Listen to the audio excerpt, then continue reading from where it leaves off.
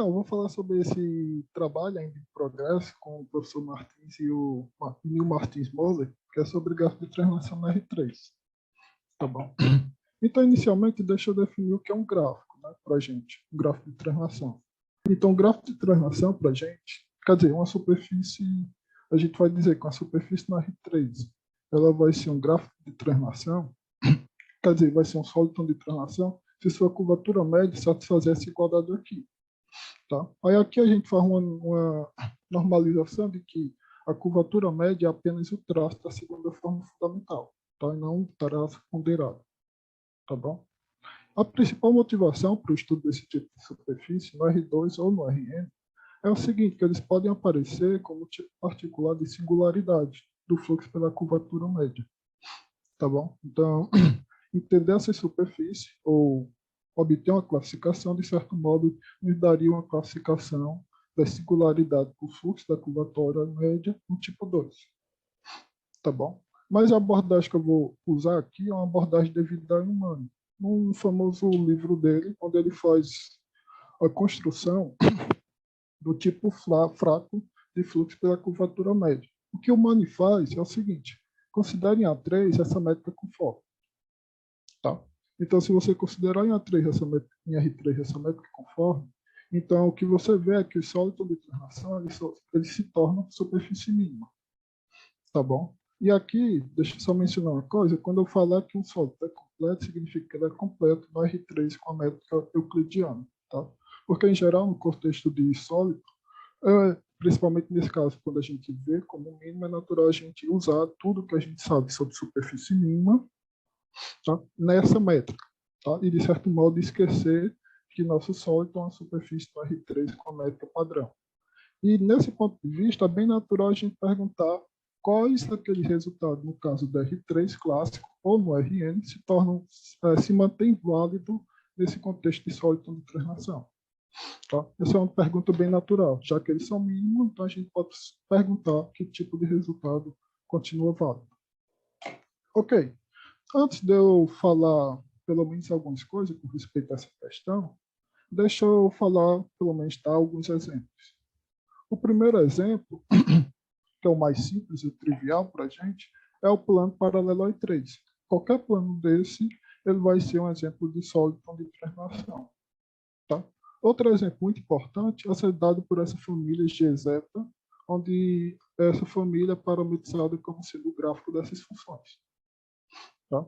Aqui a gente, desculpa, aqui a gente tem um desenho dessa superfície. Quando o zeta é zero, a gente tem assim amarelo. Quando o zeta é π sobre 4, a gente tem exatamente assim azul. Tá bom? Ok.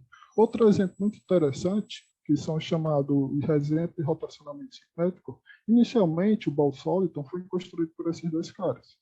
Tá? Só que depois, esses três caras demonstraram a existência tanto do Boole-Soliton como do Translate-Cathenoide, que pode ser visto como duas cópias dos Boole-Soliton, uma sobre a outra, conectada por um pescoço. Tá? E essa família aqui do Translate-Cathenoide é uma família a um parâmetro. Tá? Diferente do Boole-Soliton, que é apenas uma superfície fixa. Tá bom? O que ocorre é o seguinte, que além de construir, esses três últimos autores, eles mostraram o seguinte, que é possível obter uma classificação, mais precisamente o Boole-Soliton e os Translate-Cathenoide são os únicos exemplos rotacionalmente simétricos. Tá bom? Então essa daqui é a primeira classificação geral. Quer dizer, geral assumindo simetria rotacional. Tá bom? Aí agora deixa eu mencionar uma coisa que é muito importante relacionada àquela questão. Que tipo de resultado vale da teoria da superfície mínima no R3? Fala aqui. Se você observar essa família do tipo Green, eles pertencem ao Ralph Space. De fato, há um slab. Se você quiser ser bem mais específico. Tá? Então, nesse caso, a gente já vê, devido a essa família, que o teorema do Ralph Space, aquele teorema clássico da teoria da superfície mínima no R3, não vale. Mas o que o Shin e o Molle mostraram foi o seguinte, ok, Ralph Space não vale, mas um teorema tipo B-Ralph Space ou Edge vale, no seguinte sentido. Se você pega dois planos paralelos a E3 e não paralelos entre si, E se U é qualquer componente conexo desse conjunto, do R3 menos a união desses dois planos, então você não consegue encontrar nenhum sólido de translação completo, propriamente imerso em U. Tá? Não existe. Tá? E, além disso, nesse mesmo artigo, eles mostram o seguinte: eles trabalham com o envoltório convexo de sigma. O que eles mostram é o seguinte: se você projetar um envoltório convexo de sigma sobre o plano XY, então o que você vai ver são três conjuntos: ou R3, ou o Health Space, o meio plano, ou o SLAB. Tá? E se a gente usar aqui, note que a equação do sólido de translação nos permite concluir que rotação, que fixa o eixo Z, e translação são, de certo modo, isometrias, ou mantém a estrutura de sólido fixa, tá? Não muda a estrutura do sólido.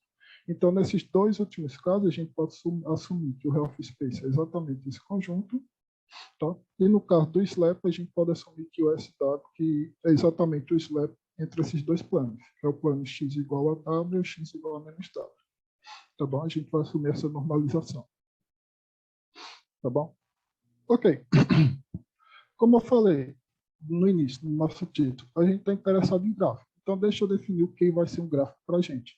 Aí, para isso, a gente pega um vetor qualquer. No R2, define esse plano, que é exatamente o plano ortogonal vetor V, tá? E pega qualquer função suave. Então, a gente vai dizer que essa função, o V, é um gráfico de translação se seu gráfico é um sólido de translação. Tá bom? Só mais uma definição antes de um resultado, desse primeiro resultado, que é o seguinte: a gente vai dizer que um sólido com a superfície pertence a um slab, se ele pertence a um SW daquele que a gente definiu mais cedo, a um slab desse tipo.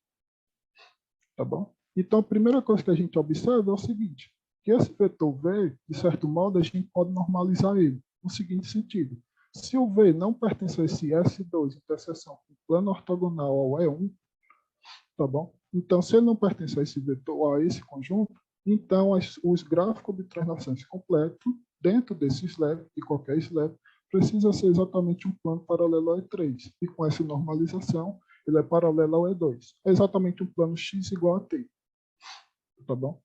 Então, o que a gente faz é o seguinte: ok, então esses casos aqui que estão fora desse conjunto são trivial. Então, o que a gente analisa é exatamente esse caso quando pertence a essa círculozinho, esse grande círculo na esfera S2. Tá? Aí, o que a gente observa é o seguinte: nesse caso, a gente pode assumir ou normalizar que o V pertence a essa família do V-teta, onde o teta são definidos exatamente como sendo esses vetores. E o teta aqui, a gente só pede que ele varie entre 0 e π. Tá? Aí, nesse caso, o PV ele pertence a essa família P-teta, que é exatamente os planos ortogonal vetor V-teta. Tá? Aí, deixa eu só definir mais algumas coisas, antes de eu ir além. Pelo menos antes de eu dar mais exemplos. Note que quando o θ for exatamente π sobre 2, a gente diz que a função uπ sobre 2 é um gráfico de translação vertical. Porém, quando o θ for 0, a gente diz que é um gráfico de translação horizontal. Tá bom? Ok, deixa eu dar alguns exemplos de sólido de translação. O primeiro exemplo simples é os planos paralelo ao E3 e não paralelo ao E2, com essa normalização que a gente está tomando, tá? Que o V pertence a essa família do V-teta.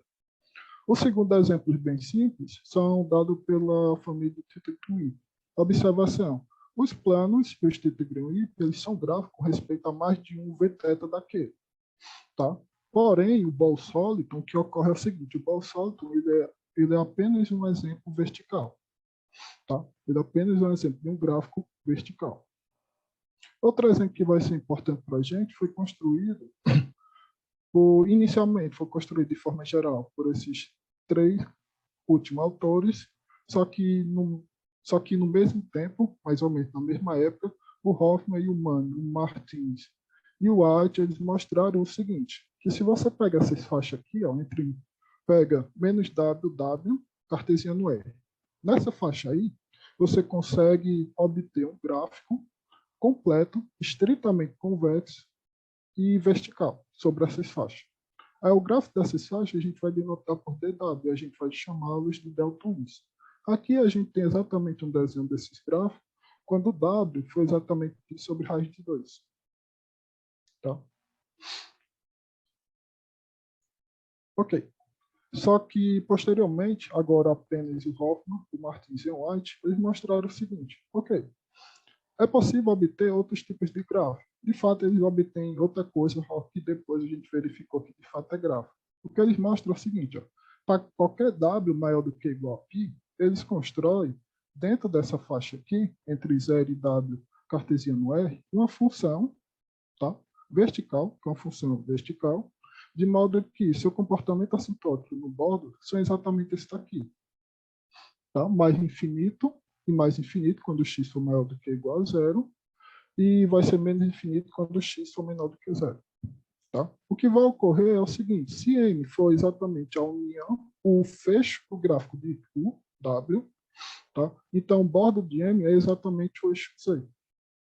Então, nesse caso, o que vai ocorrer é o seguinte, se M estrela é exatamente a reflexão de M em torno do eixo Z, então a união desses dois, M com M estrela, é possível verificar que ele é um gráfico de translação completo.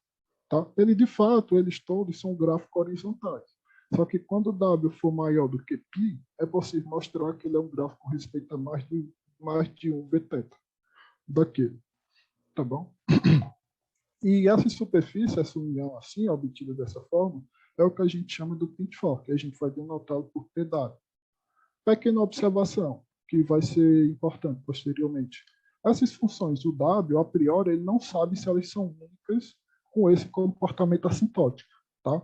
Mas toda superfície que a gente obter dessa forma, a gente vai chamar de pinch-fork, tá? Então, a priori, a gente não sabe, eles não sabem se essa função é única. Tá? Aí aqui a gente tem um desenho dessa superfície, que é exatamente essa parte azul seria um lado e essa parte amarela seria a reflexão em torno do eixo Z. Tá? Aí deixa eu dar crédito aqui ao Martins, por favor. Esses desenhos aqui eu não sei nem como construir. Foi ele que construiu, tá? O Francisco Martins. É ele que construiu esses objetos. Eu não sei como é que ele faz isso, mas eu sei que é bem difícil. Tá bom? Dá crédito a quem fez. Então, aqui a gente tem exatamente o desenho quando o W é exatamente π. Tá? E no mesmo artigo, que vai ser um exemplo também muito importante para a gente, é o seguinte, para cada W maior do que ou igual a π, eles constroem um exemplo periódico de um gráfico de translação completo, que a gente aqui é chamado de Cherkinoid. Tá? Ele é obtido a partir dessa parte azul, fazendo reflexão em torno dessas linhas verticais que pertencem ao bordo dele. Tá? Aí aqui a gente tem um desenho exatamente quando o W é exatamente π. Aí deixa eu observar uma coisa. Quando todos esses exemplos que eu estou mencionando, esses últimos exemplos, eles são exemplos todos de gráficos horizontais.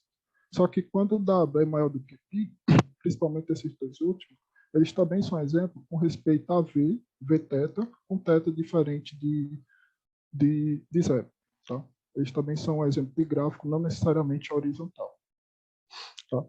Aí, ok, deixa eu falar uma coisa importante relacionada àquela questão anterior, que a gente falou no início, o resultado da superfície mínima que continua válido aqui. O que vai ocorrer é o seguinte, esse Cherkinoid, você observa inicialmente o seguinte, que os planos paralelo a E3 e não paralelo a E2, devido à normalização que a gente está fazendo, eles são exemplos de gráfico de translação horizontais, inteiros.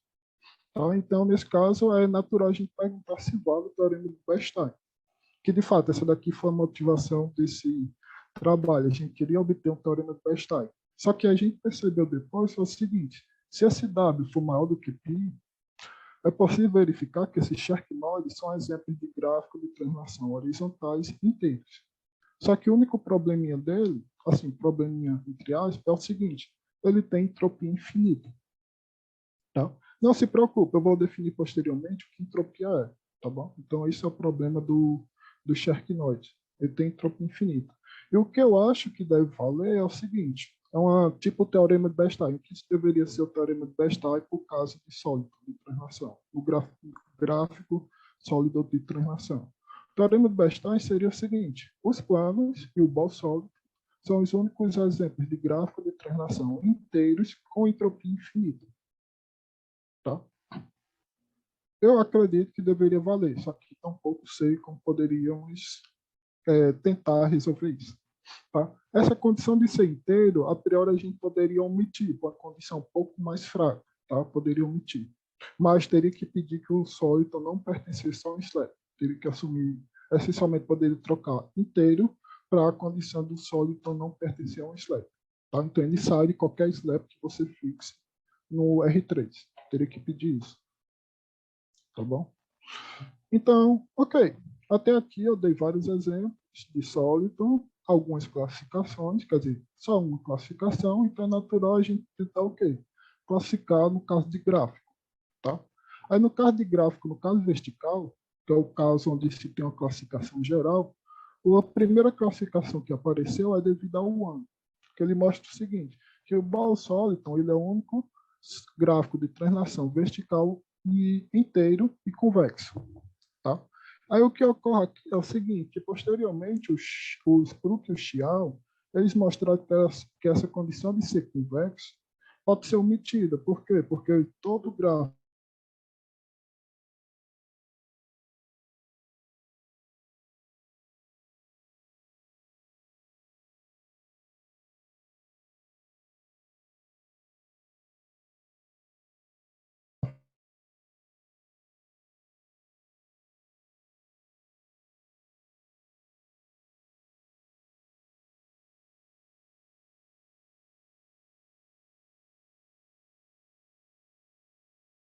então,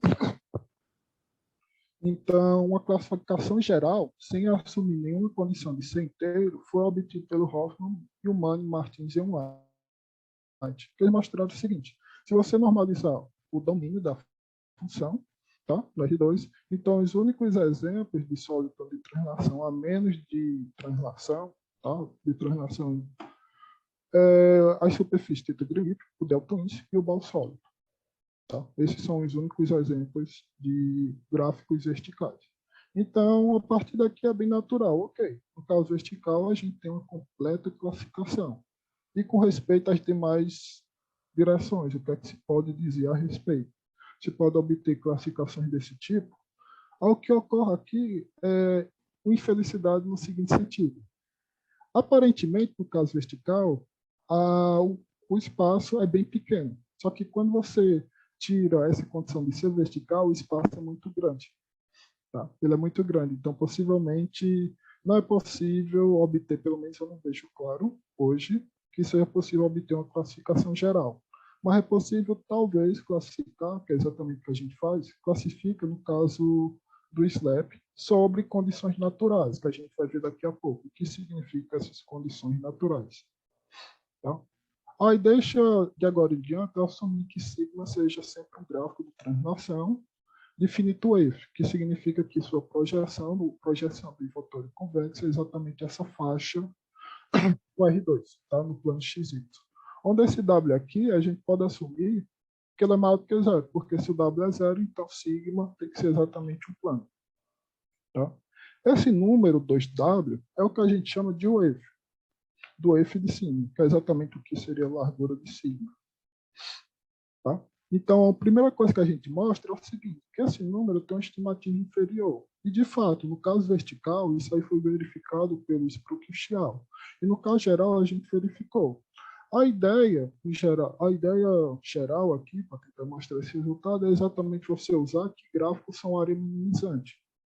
Tá? Então, como eles são área minimizer, então você consegue mostrar que se a UF é menor do que π, você obteria dois planos com distância menor do que π. Só que essa configuração de dois planos com distância menor do que π não pode ser área minimizer em R3 com a métrica de humano. Tá bom?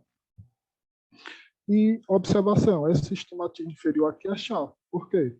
Porque a família do Tita Green-Wipper tem a estimativa exatamente. Quando o θ é zero, a gente está exatamente com o Green-Wipper, que é o que a gente chama da superfície Green-Wipper, que tem exatamente largura π. No caso do deltoid, é sempre estritamente maior do que π, e no caso do Pint4, é maior do que 2π. Tá? Aí uma pergunta bem natural nesse sentido, porque aqui a gente está usando que é a condição de ser gráfico. Tá? Como eu falei, a gente usa essa condição de ser gráfico para usar aquela aerominimagem. Só que, ok, se eu tirar essa condição de ser gráfico, é possível concluir que existe uma superfície quer dizer, agora um sólido de translação completo, com finita entropia e largura menor do que π. Tá? Eu acredito que não seja, pelo menos os exemplos que existem até agora, todos eles, os exemplos completos que existem até agora, todos eles assumem que a wave é maior do que π, tá? Maior ou igual a π. Tá bom? Ok, sobre a estrutura em geral, o que é que a gente pode fazer? O que a gente observa é o seguinte, usando que ele é gráfico, que se a gente supõe que sigma é um gráfico completo de translação, tá? Com respeito a qualquer direção, com F finita. Tá?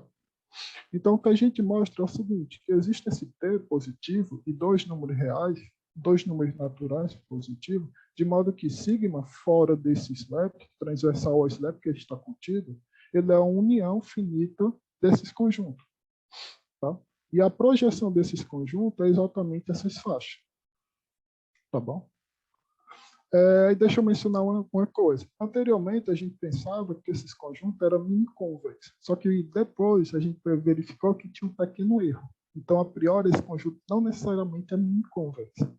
Mas, de qualquer modo, sua projeção, ele continua sendo uma faixa. Tá? Ele continua sendo uma faixa no espaço, no plano R2. Tá? Com respeito, diferente dos casos anteriores, assim, das palestras anteriores que eu dei, com respeito a esse conteúdo, antes a gente sabia, uma vez que ele é mini-convexo, a gente sabia, de certo modo, o comportamento assintótico dessas W e menos, W e mais. Tá? A gente sabia, só que agora a gente não sabe de forma clara qual é o comportamento assintótico. A gente ainda está tentando entender esse comportamento assintótico, porque agora a gente não tem essa condição de ser mini-convexo. Então, isso complica muito o nosso problema. Tá? Mas, ok. Cada componente conexo dessa, W menos, quando tiver menos, a gente chama de uma asa esquerda. Quando tiver mais, a gente chama de uma asa direita de sigma. Tá? Os números ômega menos sigma é o que a gente chama do número de asas esquerda de sigma. Quando tiver mais, é o número de asas direita. E quando a gente soma os dois, a gente tem um número de asas totais que sigma possui. Tá? Aí, observação importante. Devido ao teorema do Birhelf-Space, tá? A gente sabe o seguinte, o número de asas, tanto do lado esquerdo como do lado direito, é pelo menos 1.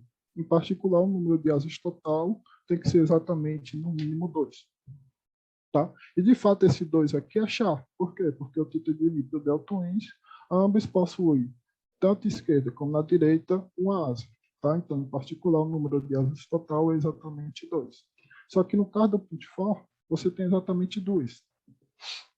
Tá? Do lado esquerdo e do direito. Então, consequentemente, no caso total, a gente tem exatamente 4. Então, se você notar, ó, se a gente assumir que o número de asas é pequeno, talvez a gente consiga classificar. Do mesmo modo, se a gente assumir que a wave é pequena, tá? Que a largura é pequena, talvez também a gente consiga classificar. Tá? Aí, ok. Deixa eu dar agora uma aplicação bem interessante dessa forma de decompor a superfície. Porque a ideia não é só decompor a superfície. Dividir a superfície a gente pode fazer de uma infinidade de modos. Tá? Mas a ideia aqui é exatamente a decomposição do Put-For, duas asas para frente e duas asas atrás. Mas a ideia aqui é a seguinte, é decompor mostrando que isso aí é útil para a gente. Então, a primeira utilidade que a gente vai mostrar é o seguinte, a entropia, deixa eu definir inicialmente a entropia o que a entropia é. A gente define essas densidades gaussianas, então a entropia de sigma é exatamente esse sup. Tá? A entropia de sigma é exatamente esse sup. Uma grande aplicação dessa forma de dividir a superfície é o seguinte, que a gente entende que quando você olha para cima, sigma se parece a uma união finita de planos, que é exatamente o que essa convergência está dizendo. Quando você pega a superfície e sai baixando em torno do eixo Z, o que você vê é planos com multiplicidade de 1. E, além disso, esse N aqui, que é exatamente esse número de planos, é exatamente a entropia de sigma. Em outras palavras, a entropia de qualquer gráfico completo, tá? De finito F, ou seja, pertencente a um slab, é finita. Tá? E, de fato, não é só finita, a gente está mostrando que ele é um número inteiro, quer dizer, um número natural maior do que ou igual a 2, tá? Porque exatamente a gente tem pelo menos o plano, nessa convergência aqui, a gente tem pelo menos o plano menos W e W, tá? Já que a gente está assumindo que o W é positivo. E observação, no caso do θ Green e do delta Wins, a gente tem exatamente entropia 2. Só que no caso do Pitchfork, a gente tem exatamente entropia 3. Tá? Que é exatamente o Pitchfork. Se vocês olharem, se eu voltar aqui exatamente para o desenho, quando vocês olham aqui para cima, vocês conseguem observar que eu estou gerando exatamente 3 planos. Tá? Por isso que a entropia dele é 3. Tá? Observação importante. Se a gente tirar essa condição de finita wave, esse teorema é falso. Tá? Por quê? Porque o Boltzmann também dá um exemplo. Quer dizer, o Sharknoid, como eu falei, ele é um exemplo de gráfico completo. Tá? Só que a entropia dele é infinita. Por que é infinito? Porque o número de planos que ele gera, quando você sai baixando, é exatamente infinito, já que ele é periódico. Tá? E observação importante, se a gente também tirar essa condição de finito F, a entropia poderia deixar de ser um número inteiro, tá? Porque a entropia do Boltzmann é finita e não é um número natural, tá? E não é um número natural. Essa computação da entropia está exatamente no artigo do Stone. Tá bom? Então, isso mostra que, de certo modo, essa condição de pertencer a um slab é necessária, para você mostrar que, pelo menos, a entropia é um número natural maior do que ou igual a 2. Sem ela, você teria que admitir que a entropia agora é um número real maior do que ou igual a 0. Maior do que ou igual a 1, na verdade, porque a entropia é sempre maior do que ou igual a 1. Tá? Então, em particular, se vocês notarem, é natural, então, a partir desse ponto de vista, a gente tentar classificar quando o número de ases é pequeno, quando a entropia é pequena e quando a wave é pequena também, porque nesses casos a gente consegue exatamente usar essas ferramentas que a gente desenvolveu, pelo menos que eu expliquei até agora, para conseguir classificar. Tá? Essas daí vão ser as condições que eu vou assumir, por enquanto. Tá? Então, ok, com respeito ao número de ases. Se o número de ases do lado esquerdo ou direito é 1, então a superfície que você vê é exatamente ou a superfície θ hiper ou delta Wins. Tá? Porém, se o número de ases é 2 ou do lado esquerdo ou do lado direito, então o número de ases total tem que ser 4. Ou seja, está dizendo o seguinte, se é 2 do lado esquerdo, tem que ser 2 do lado direito. Se é 2 do lado direito, tem que ser 2 do lado esquerdo. Tá? Observação. Como eu falei anteriormente, o Pitchfork tem 4 ases.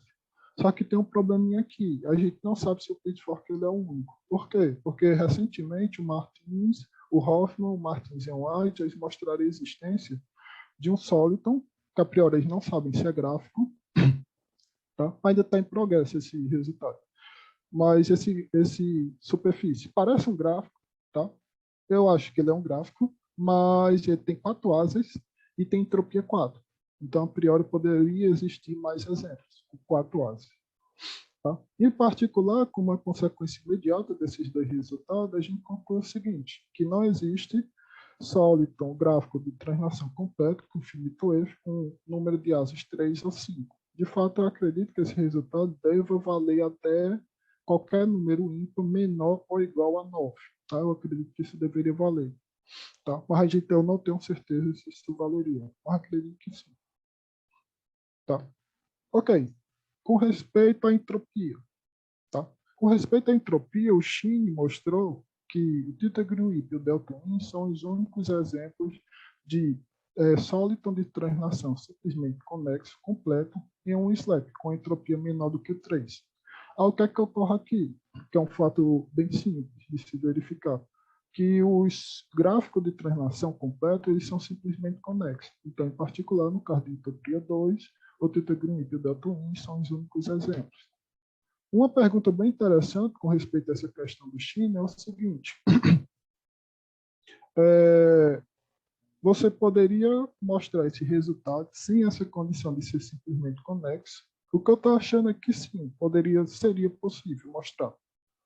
Tá bom? Seria possível mostrar essa condição sem essa condição de ser simplesmente conexo, mas eu não tenho certeza de um modo de fazer, por enquanto. Tá? No caso de entropia 3, o que a gente verifica, de fato, o Pitchfork ele é o único. Tá? E a ideia continua sendo das palestras anteriores que eu dei. O número de asas é 4. O que a gente verifica, o que muda nessa segunda etapa?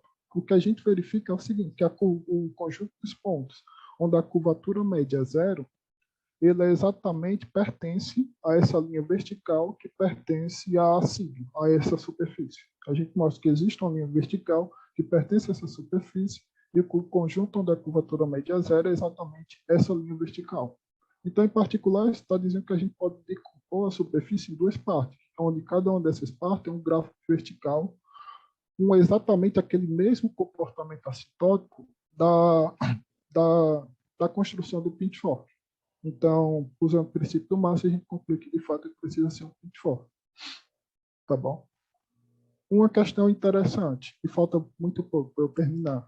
Uma questão bem interessante é o seguinte, ok, aqui a gente está assumindo mais uma vez que é um gráfico. Se a gente remover isso aqui, continua válido, mas precisamente o pitchfork é o único com entropia 3 e finito wave, que é exatamente pertence ao SLAP, de um exemplo de sólido de translação.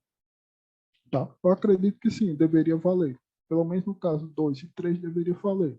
No caso de entropia 4 em diante, já não vale, porque recentemente, de novo, o Martin e o Hoffman, Martins e o White, eles mostram a existência de uma superfície que é exatamente 2 tetragonip.